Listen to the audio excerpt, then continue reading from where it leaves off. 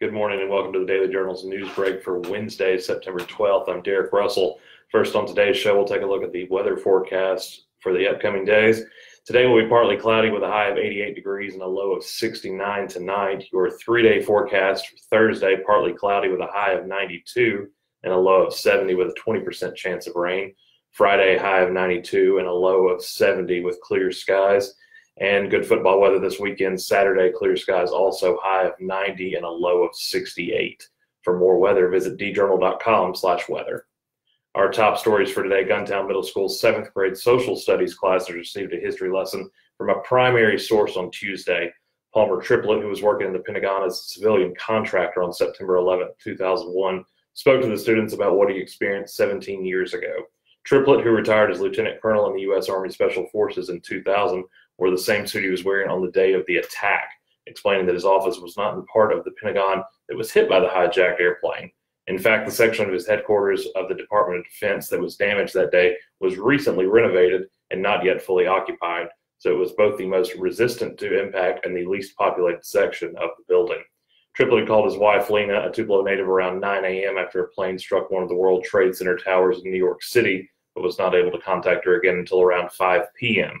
Between phone calls, he evacuated his office before returning to the building to assist firefighters in their rescue missions and other Pentagon employees getting to work managing the national security crisis. He continued to work as a civilian contractor until 2010. Now Triplett is happy to educate younger generations about the significance of the history he lived through 17 years ago.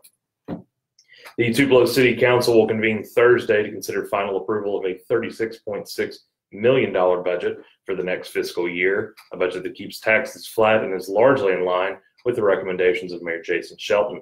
Approval of the budget looks nearly certain, even as rising employee costs have stirred some dissent. Some 64% of spending across the next fiscal year will go toward employee costs. The percentage of spending directed toward employee costs has increased somewhat across recent years, and several city council members have expressed alarm about this fact. During the first fiscal year Shelton entirely presided over, actual employee costs were 59% of the budget, discounting tornado and debris removal costs that ultimately inflated that year's budget beyond the norm. Since that fiscal year, actual employee costs have tended to come in below budget levels and have largely hovered around 59%. 3 Tupelo firefighters are headed to Virginia with Mississippi's Task Force 1 to assist with potential disaster recovery efforts on the East Coast as Hurricane Florence threatens the area.